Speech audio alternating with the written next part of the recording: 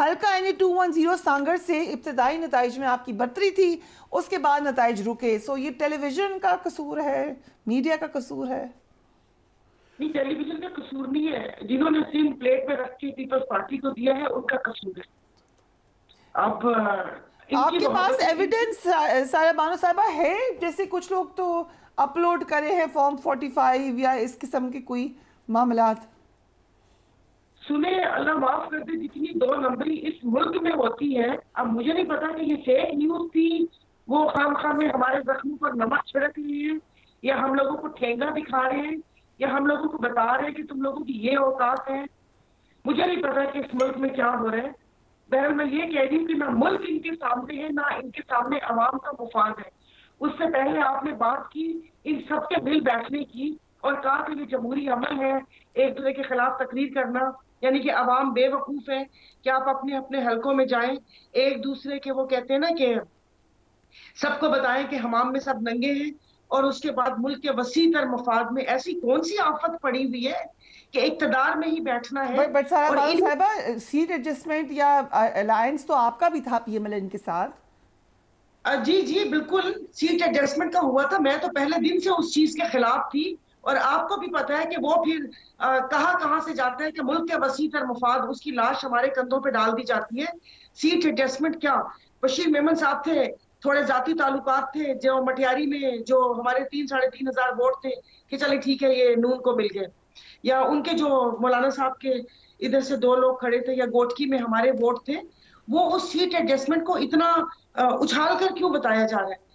तो आगे आपने क्वेश्चन रेज किया, आप भी लाइक करते हैं मुखालफत, आपने बहुत statements the against PMLN, but आपकी एडजस्टमेंट हुई, इस तरह और लोगों की भी हो सकती है। It's politics. देखिए, मैंने तो अपने तहफ्फुज़ात का इजहार अपनी क़यादत के सामने किया था, और उन्होंने यही मुझे कहा था कि ये सीट एडजस्टमेंट है, उनके साथ इत्तेहाद नहीं हुआ। क्योंकि शायद मैं अभी इतनी सियासतदान नहीं बनी पक्की कि मैं, वो कहते हैं ना कि मुल्क के वसी तर मफाद का मास्क पहनकर और मैं बैठ जाऊं कि हाँ जी अब ये मुल्क का वसी तर मफाद ये था कि हम इधर ना बैठे तो पता नहीं मुल्क कोई खुदा न खास्ता 2 टुकड़े हो जाएगा। तो ये जिस तरीके के इलेक्शन भी नहीं, बदतरीन सिलेक्शन हुई है, और कोई पुरसाने हाल नहीं। आप इसको इलेक्शन कैसे समझती हैं? आपने पीर साहब का प्रेस कॉन्फ्रेंस भी सुनी होगी कि जब लोग के पास आए, अब वो लोग कहाँ से आए, अब जाहिर है जहां से लोग आते हैं कि जी ये इत्तेहाद कर ले तो सीट आपको मिल सकती है, वरना आपके नाम के सामने 0 लिखा हुआ है। तो भाई फिर एक नई पार्टी की तश्कील होनी चाहिए ना, हटाए इनको। फिर ना आवाम को आप तंग करें, ना इस 25 करोड़ का पैसा आप जाया करें, ना हम लोगों के पैसे जाया हो, ना लोगों के जज्बात से खेलें, और ना लोग दिल बर्दाश्ता हो। इस वक्त मुल्क में मायूसी फैली हुई है। वो तो वापस हो गई हैं सीटें जी। ओथ लेने से पहले आई थिंक रिजाइन नहीं कर सकते, उनकी पर एक टेक्निकलिटी है, कैसे वापस करेंगे? पता नहीं, कुछ ऐसा ही होगा कि जाहिर है आप जाके ओथ लेके उस वक्त रिजाइन देंगे। ये तो अभी बाद में पता चलेगा कि वो क्या करेंगे। अभी फ्राइडे को हमारा धरना है। लेकिन ये ना वसी तर मफाद फिर आपके सामने आ जाए और फिर आप लोग रख लें वो 2 सीटें। कॉल आना शुरू हो गई है। मैंने जो सुना है कि कोई इधर से फोन कर रहा है, कोई उधर से फोन कर रहा है। मेरी तो अपनी क़यादत से इस्तदा है कि हमें अपनी बात के ऊपर स्टैंड लेना चाहिए, और अब कोई इसकी जो इस लफ्ज की जो लाश है या इसका बोझ है अपने कंधों पे नहीं रखना चाहिए कि यहाँ पर कोई नहीं है। 16 महीने की जब हुकूमत थी, पीपल्स पार्टी ने कहा हमारे वजीर आजम होता तो हालात मुख्तलिफ होते। नून वाले कहते आशरी वजीर आजम होता तो हालात मुख्तलिफ होते। तो अब ऐसी कौन से हालात आ गए कि आपने पीडीएम सीजन 2 शुरू कर दिया? जब पीडीएम सीजन 2 ही रखना था तो फिर ये इलेक्शन करवाने की जरूरत क्या थी? सारा बानो साहब, आपको क्या लग रहा है कराची में क्या हुआ है? कराची में क्या हुआ है? कराची में वापस से वही कहूंगी जो पीर साहब ने कहा है, जीडीए के सामने 0 और एमक्यूएम के सामने 15। आप कह रही हैं रिगिंग 2 और हुई ज्यादा है? मिल गई।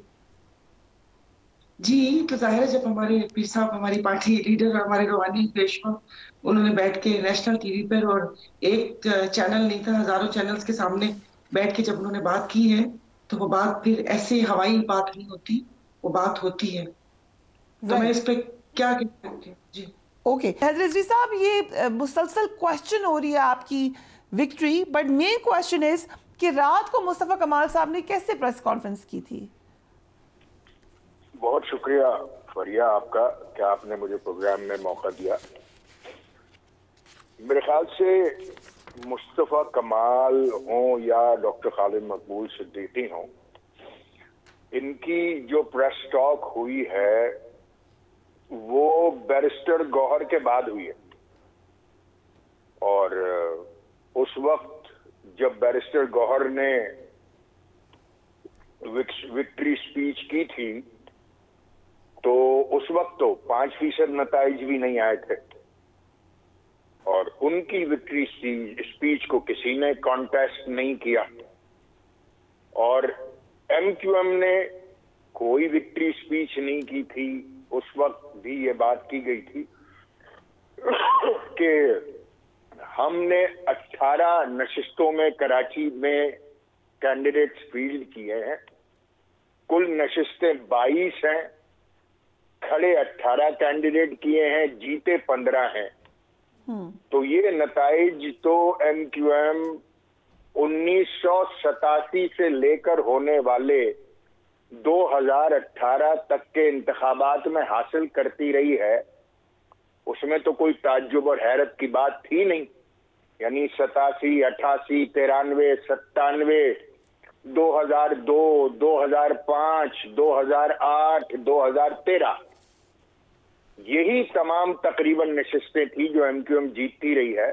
मुझे हैरत है कि बगैर किसी दलील के लोग ये बात कर रहे हैं। तो अगर कोई दलील ले आए ऐसी कि जिसकी बुनियाद पर वो रिजेक्ट करे तो समझ में भी आता है। अपनी ही तरफ से बयान देकर अपने ही कैंडिडेट को कोट कर देना, ये तो कोई दलील ही नहीं है। और हमारा तो 10 मरतबा के इंतखाबात का ट्रैक रिकॉर्ड है नशिस्तों को जीतने का। पीटीआई हैदर भाई, हाफिज नईमुर रहमान ने अपनी नशिस्त वापस कर दी। उन्होंने कहा PS 129 पर मैं नहीं जीता, इट्स पीटीआई।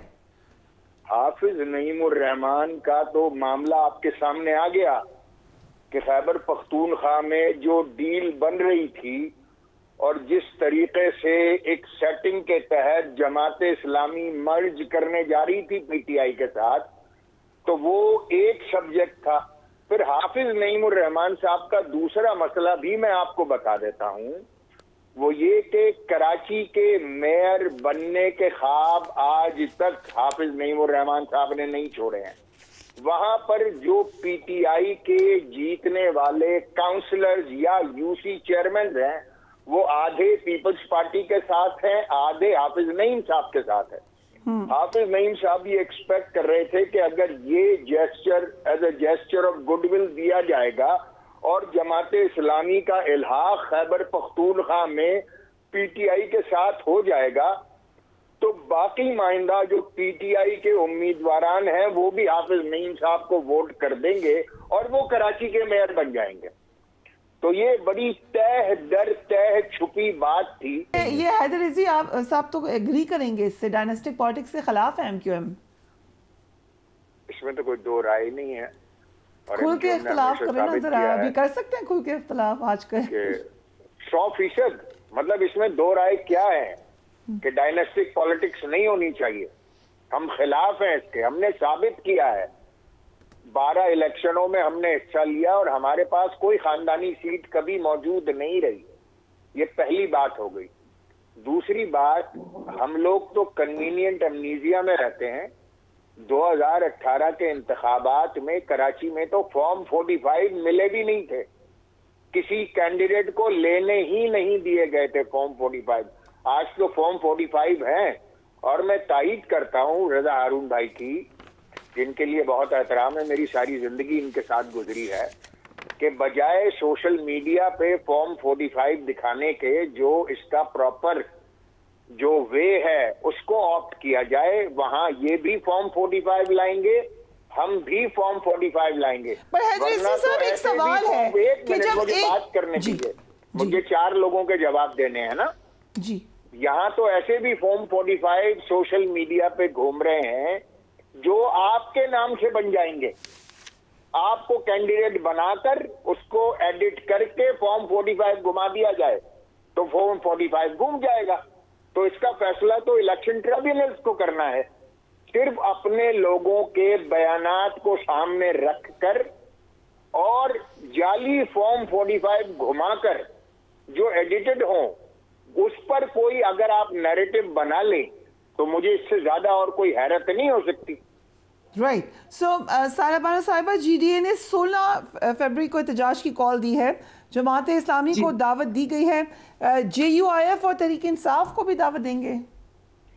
जी मौलाना, उनको दावत दी गई है और मेरे ख्याल में वो लोग होंगे, क्योंकि वो मैंने अभी क्या कहते हैं सोशल मीडिया पर ही देखा कि वो लोग होंगे, कि वो लोग भी आपके मैं साथ आपको हों? भी बाकी सबको प्लीज कर फ्राइडे को यहाँ पर आकर इस जलसे की अगर आपको देखा हाल लोगों को बताया जा सके।